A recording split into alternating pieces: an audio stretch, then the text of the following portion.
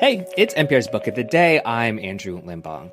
I was at the park the other day and I saw someone with a copy of the novel The Correspondent by Virginia Evans. It was a brand new copy, fresh from the bookstore a few blocks up. I chatted her up about it and it was for her book club, and she was excited to dig into it. I suspect she's not alone in her enthusiasm. I'd guess that more than a few of you have read it. For a book that came out almost a year ago now, it's become kind of a runaway hit nobody in the publishing industry saw coming. If you don't know, it's about a woman in her 70s, and it's told through the letters she writes to her friends, to strangers, and loved ones. Author Virginia Evans talks to Here and Now's Robin Young about the book's success and what it's done for the letter writing industry after the break. This message comes from Progressive Insurance. Insurance isn't one size fits all. That's why drivers have enjoyed Progressive's Name Your Price tool for years now. With the Name Your Price tool, you tell them what you want to pay, and they'll show you options that fit your budget. So whether you're picking out your first policy or just looking for something that works better for you and your family, they make it easy to see your options. Visit Progressive.com. Progressive Casualty Insurance Company and Affiliates. Price and coverage match limited by state law. I know when the news goes into overload, I find refuge with good books. So a few minutes now on arguably the most popular novel in the country. It's the top fiction bestseller in the New York Times, the most requested book at the Chicago Public Library. The Arizona Republic lists it as one of the most anticipated books of 2026. But The Correspondent by Virginia Evans came out almost a year ago. It's spreading by people asking, as two of the book's characters do, "What are you reading?" That's the way they've ended letters to each other since childhood, and it's part of a trove of letters that tell this story, exchanges between 70-something Sybil Van Antwerp and her garden club, a customer service rep, or the suicidal son of a colleague. Famous authors like Joan Didion and Patchett, all of whom she befriends in letters she's been writing since childhood on perfect stationery with perfect pens. But an imperfect world is pressing in on her. We see that Sybil's controlled prose, as good as some of the authors she writes to, is covering a terrible grief as well as guilt over the loss of a child. As the real Ann Patchett writes about The Correspondent, it's a book about how one woman changes at a point where change seems impossible. My college roommate couldn't put The Correspondent down. That's when I picked it up. It is remarkably Virginia Evans' debut novel. Virginia, congratulations. Thank you so much. And what has it been like to see Sybil Van Antwerp so embraced? I mean, she's just soaring, isn't she, all over the world? I mean, I do think of her kind of as a real person, and it has been the surprise of a lifetime. You publish a novel and you've never published a novel before, and my expectation was that it would come out and we would sell some copies and that would be enough. Here we are sort of selling and selling and selling Right. more copies than I ever imagined we would sell. Because everybody's saying, "What are you reading?" And this is it. Look, who would you say Sybil is? Oh, well, I would say Sybil is a woman who has lived with grief for a long time and disappointment, but that's not all that she is. She's funny and she's very smart. She's very kind and she's a little misguided at times. And she has a kind of a quaint way of speaking. In one case, she's saying it's been a difficult year, but even still, one must, for respect of auld lang syne, salute each annum with respect and ownership. I mean, there's just this, it's almost like an image of how an older woman might speak on Masterpiece Theater. Mm-hmm. I think, the way Sybil curates her communication in letters is not, I imagine, necessarily how she speaks. There's something really beautiful about her habit of correspondence, but there is also something about it that she's always editing herself.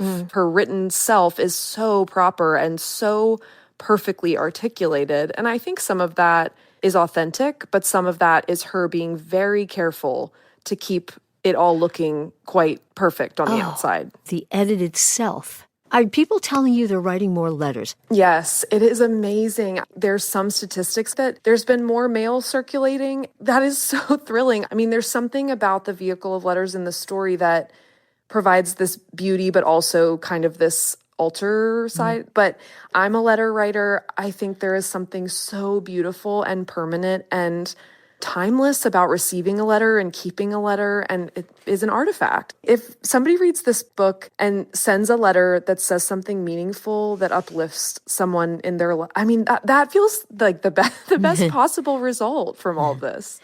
You could save the post office. Let's do it. Let's save the post office. Do you have, maybe a paragraph there? Yes. All right, here it is. Yes. This is from an early letter in the novel, and Sybil is writing to Joan Didion. As one does. As one does. I know. She says, in response to your second, more complex question, I've sat and thought for nearly a week. How does it all feel to me now?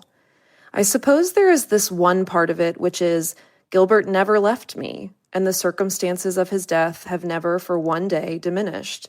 And as I age, it feels so strange that the majority of people with whom I come in contact don't have the slightest inkling that he ever lived. I had him for so much less time than I've lived without him, and yet his presence is enormous, though I keep it to myself. It is as if I have swallowed a hot air balloon, but try not to let on. And there she's talking about the death of her son when he was 8 years old. Yeah. And that's how we learn about it, actually. Early on in the book, she writes to Joan Didion. But this is the kind of conversation she's not even having with her next-door neighbor. Right. In the first paragraph of your acknowledgments, we find out a real loss of your friends. You write, early on in writing this book, my dear friend's 6-year-old Wade died and time stopped. Can you tell us about Wade's impact? Yes, I'm so happy that you asked. I love to be able to talk about Wade. We have these great friends, and their son became sick. He passed away. He was 6 years old, and it's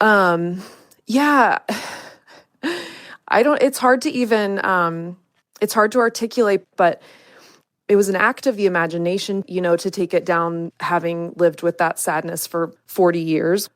I became very, very thoughtful and careful about a parent or parents losing a child and what it can feel like and what it doesn't feel like. And they were so enthusiastic for me to include that in the acknowledgments. And I remember his mother saying to me, any person who gets to read my son's name, that is because they read it in the back of your book, that is an added gift to me in my life. It just lets his name be repeated and repeated and read and read. And she said, in some ways, he might be my child that's most well known because of being put in your, in the back of your book.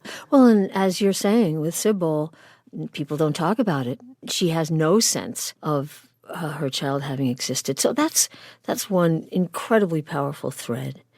But talk about why letters? Why a whole book with there's no narrator, which would be you, the author, saying, and then Sybil felt like this. It's all the letters. The letters to the famous writers, and also shout-outs in her letters to her best childhood friends. They reach asking, what are you reading? And, oh, look, there's one of our favorites, Stoner by John Edward Williams, or Travels with Charlie. And we mentioned Joan Didion and Anne Patchett. And is that you wanting to speak to those authors?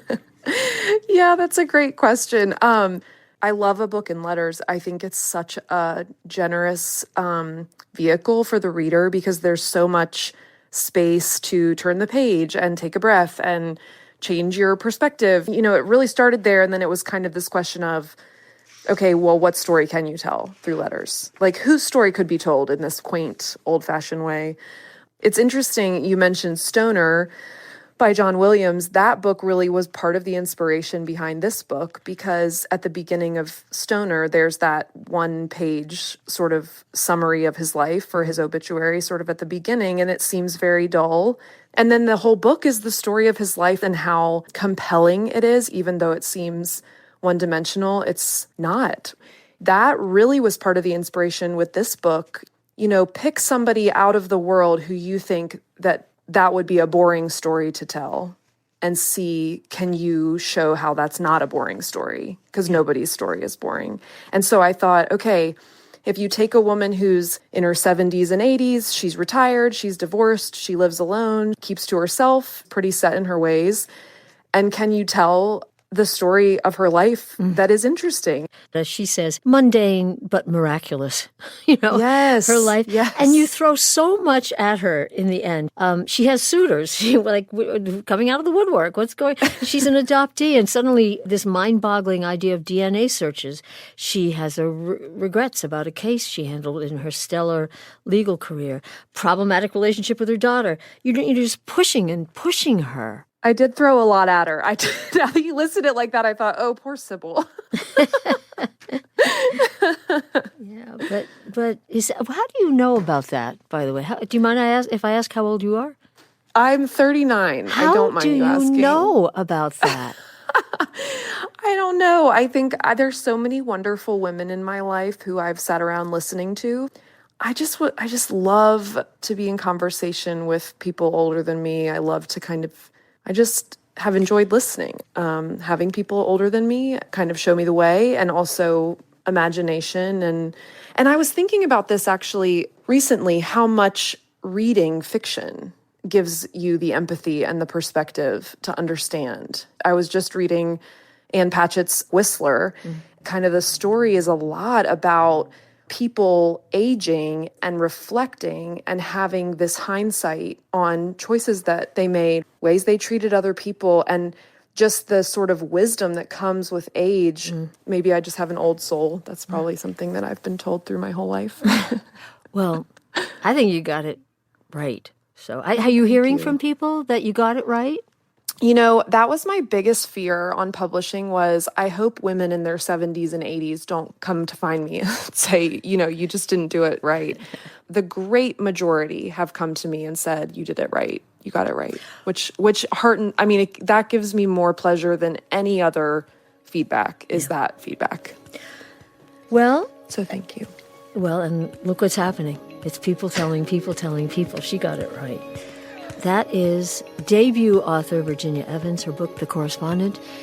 Virginia Evans, thank you so much and congratulations. Thank you so much, Robin. I've been listening to your voice for so long, and it's such a pleasure to speak to you. Oh, thank you. Thank you.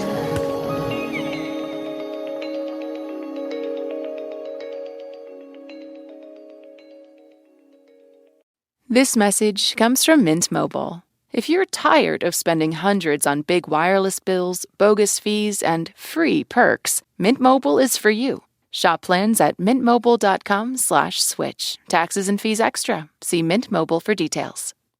This message comes from Grainger. For the ones who get it done, Grainger offers the professional-grade products you need to get the job done. With fast delivery and access to technical product experts ready to help you meet any challenge. Call, click Grainger.com, or just stop by. This message comes from IXL. IXL's Level Up Diagnostic gives immediate benchmark results along with personalized action plans that link directly to IXL's skill practice. More at IXL.com/NPR.